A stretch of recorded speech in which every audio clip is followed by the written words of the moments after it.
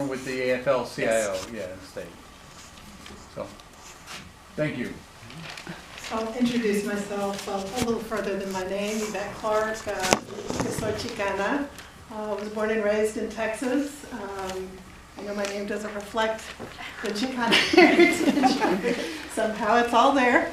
On both sides of my family, both my father and my mother are Mexican American. My grandmother was an immigrant on my father's side, and my grandparents on my mother's side, when I asked her, when did you all immigrate to Texas, she said we were always here. So it's a little bit in the film about, you know, the border crossed us rather than we crossed the border. So I have a lot of history. Unfortunately, because I'm from Texas and they voted to remove Dolores Huerta from the history books, I had never heard of her. So I want to thank PBS, the SEIU, who has displayed this film here today, all of you who are responsible for tonight for teaching me about my own history. So I just wanted to share that a little bit.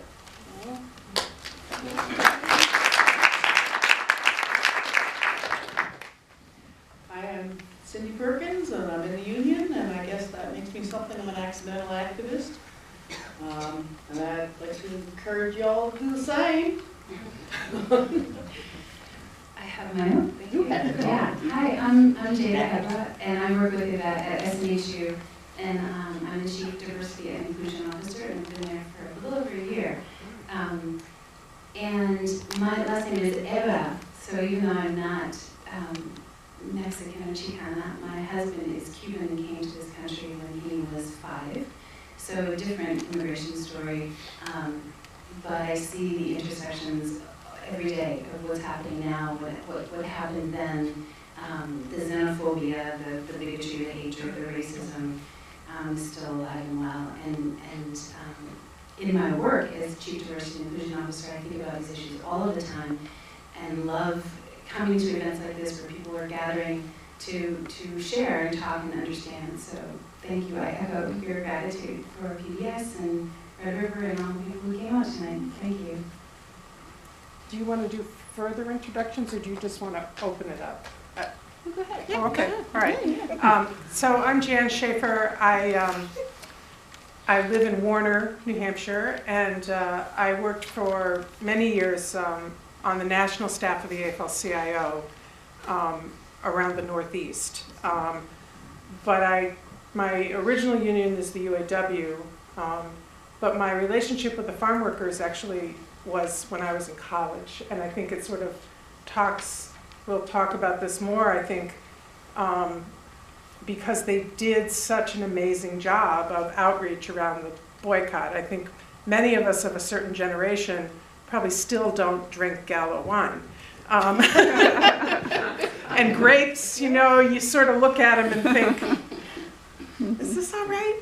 But somebody knocked on my door when I was at UNH and said, you know, do you want to be part of a picket at the grocery store in Dover and to encourage people to boycott grapes, and here's why.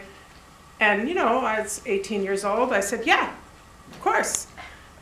So even in New Hampshire at that time, the farm workers were having an impact. And it was like a moral imperative, right? Like, that's why a lot of us still say, no, Gallo.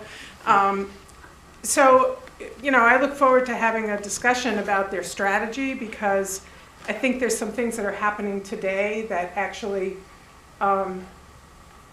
that bring it to mind, bring their strategy to mind. Thank you. Hi, I'm Betty Thomas. I'm with SEA. I've been a member for over 30 years. I've been an activist for probably a little bit over 10. I was excited to see this film today, and I think the subject is one that's definitely needed. Women in the labor movement tend to be overlooked, so I think it's great that this is coming out today, and I'm looking forward to a very positive discussion about it. Thank you all for coming.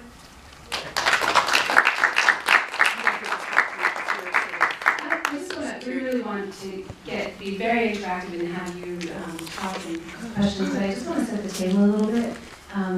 First, does everybody understand what intersectionality means? I had to ask when I was invited to speak about it. Just to level set a little bit, just in simple terms, intersectionality was coined by a woman named Kimberly Crenshaw several years ago, and it was really talking about the intersections of being a woman and being a black woman, and about black women in the feminist movement, and how being a black woman just added another layer. And that was mentioned in the film. Essentially, we all have different and multiple identities. We're not just one thing. And when you have several identities that are targeted versus dominant, that can be an undue burden. That can cause a lot of distress. So when I think of intersectionality, I think about how our identities intersect all of the time, every day. Sometimes we are in a dominant position, sometimes we're not. But when people are continually in a non-dominant situation or posture, that exacts stress and pressure on that person at a cellular level, I believe. So intersectionality really is about sort of doubled, tripled, quadrupled oppression on a daily basis. And when I look at this film, I think about it as, when you think about any social justice movement, or when anyone is fighting for social justice, they're fighting for, against racism, sexism, homophobia, xenophobia, and all of those isms intersect in a social justice movement. So what Dolores was doing, what so many people do, they're fighting for something that is really the antidote to the false divisions that people make when they're trying to dominate, if that makes any sense. So intersectionality is a way for us to come together, overcome those false divisions, overcome those barriers, understand that we're all suffering on some level, and come together to fight against that kind of dominance and oppression. So that's sort of intersectionality quickly. I also want to just lay out just 4 sort of guidelines for our discussion, because sometimes these issues can get heated and there can be conflict, and I just want to have some ground rules for how we're going to talk to each other tonight. They're really simple. One, speak for yourself. Use I statements. You are the expert of your own experience. No one else is an expert of your experience. You are. So speak for yourself. Let's have dialogue over debate. We're here to learn, not to win or convert or convince somebody else. Stay curious. When you feel challenged or stuck, turn to wonder and just ask the question, help me understand. Those are magical words. Help me understand where you're coming from. And finally, listen. Active listening is such an important skill, and we don't do it. Often we listen, and what we're really doing is waiting for the person to be quiet so that we can say what we want to say. But if you really just pause, listen, absorb, take it in, and try to understand and learn. Those are really the 4 guiding principles I'd like to share. So you've listened patiently to us. We would like to turn around and listen to you. We just wanted to kind of turn it around and create a conversation amongst everyone here. Anyone who has things that they've gleaned from the film, anything they would like to share. I think Jada wanted to start with just some simple inquiries about, how did the film make you feel? And just if you don't have to be brave, just one word, popcorn style. You don't have to raise your hand, just yell it out. What is the one word that describes how that film left you feeling? Inspired. Inspired. Sad. Sad. Ashamed. Ashamed. Empowered. Empowered. Frustrated. Frustrated. Hopeful. Hopeful. There was a lot there. There's a lot embedded in the film, both positive, negative. You want to follow up with other? Yeah, does anyone want to just elaborate on that? And just, was there any moment or scene in that film that just resonated with you, like you could feel it? Like there was something visceral happening? Yeah. When Bobby Kennedy was shot, the sense of having certainly people might say it's in the air today, the sense of the future being taken away from you.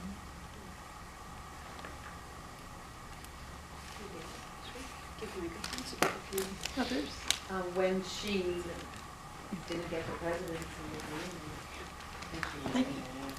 Oh, yeah. So can y'all hear when these comments are made? Yes. No, some in the back are saying no, so They speak gotta move loudly. I think the second comment here was that Dolores did not get the presidency of the union, that was just very traumatic moment. And then the death of Bobby Kennedy and the death of the future. Other people? Take it around, take it around. Oh, I have a question. I was just going to run the microphone around. Oh, if you Sure, want. and you know, if you have a comment or something you want to you don't have to answer that question, but if you want to contribute something else, go for it. I said empower because growing up as a young Chicana, I felt often misrepresented, and I felt like there were no female Latinas or Chicanas to look up to. So I'm really glad that I saw this film today because you know her from being alongside Cesar Chavez, but you don't.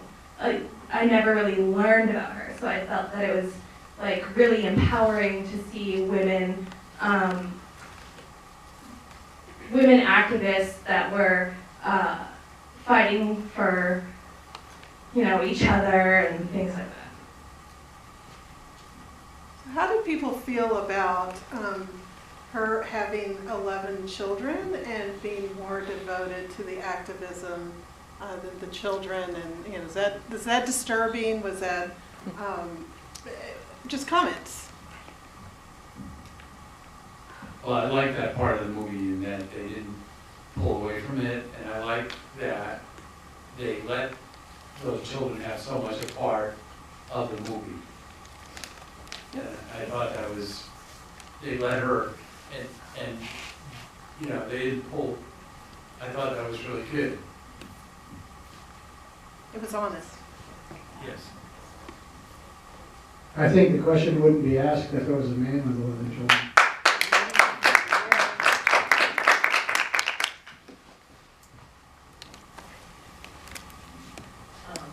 Yeah, I was gonna say the same thing that he said, that's what It's better coming from a man. But I also think, there are definitely fathers out there who are activists who are sacrificing time with their kids, and no one ever asked them about it. And some of them died. That resonated a lot with me. My father was very active in the peace movement, extremely active. Went to jail, 2.5 years last time. Spent a lot of time away. My mother was actively involved with the peace movement as well, but she took us along. So I learned how to duck and cover, and I learned what to do when we're tear gassed. Vietnam War was a very exciting time to be a small child. And I missed my father, and I got angry at him for his absence, and I admire him tremendously, and I try to carry on. So, and that's what I heard from the kids of Dolores as well, is, it's a mixed thing, yeah. It's a loss, but it's inspiring too. That was the hardest part for me. When I lost the race for governor, I asked my youngest child if she was angry at me. And she said, "I'm not angry at you about that, Mommy." And I said, "What are you angry about? You left me when I was 6 and came home when I was 8. So that part of the movie, when I was just holding her arm. But she grew up to understand. And at first it was about forgiving me. And then finally it was about being proud of me. But it was hard. So I totally relate to that. And sometimes you can take your children with you, but sometimes you can't. And it's not that you don't want them with you. It just can't happen. And you go home and you say, "I'm sorry." So I don't know if you would ask a man that, but I related as a woman.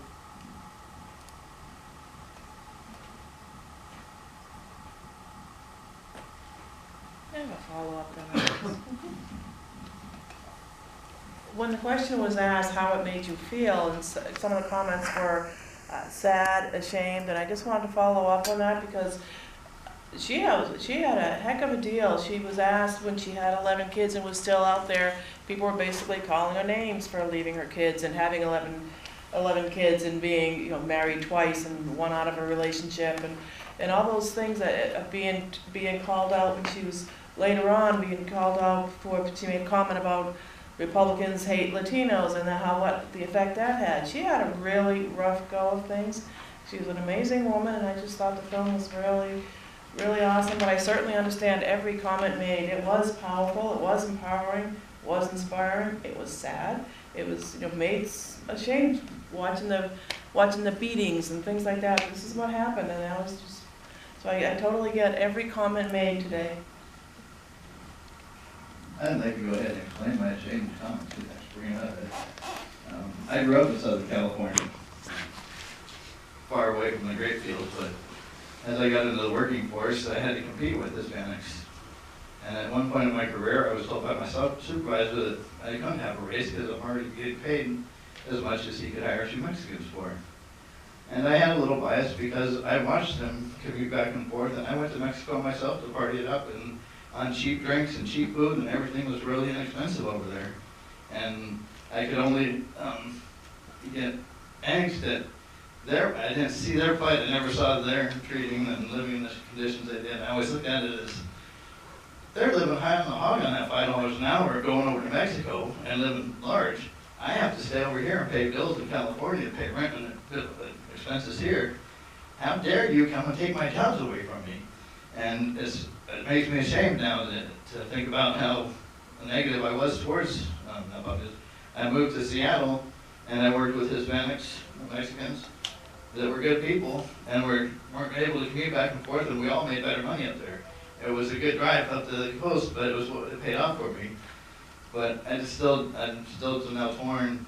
The plight of the immigrants, I still struggle with it because I understand how being able to commute back and forth across the borders could be an advantage, and how it can bring down our economic system and our wages, especially if we don't have a union. There wasn't body shop unions. There wasn't a union movement for us white people over there. I was glad to see that there was for them. And I felt really ashamed watching this, and I really have to reconsider and try to keep in check my feelings from my youth living on the West Coast and that. And, so I appreciate seeing movies like these to help me understand better the plight of the Hispanics and Mexicans that are coming over and working for us in our fields, and the jobs that we say nobody else would be willing to do, which I don't buy, but anyways, thanks. Well, one thing I think that you said around seeing, right, that people had a union here, it's important to know that, we have a National Labor Relations Act in this country, which was established to help people form unions and set out the laws for how unions are formed and what the rights are. There were certain groups that were exempted from that. The groups that were exempted from the National Labor Relations Act were agricultural workers and domestic workers. And if you think about that sort of historically, domestic workers tended to be African American, many women, but also men, and then agricultural workers tended to be Latinos. So those workers, when they said,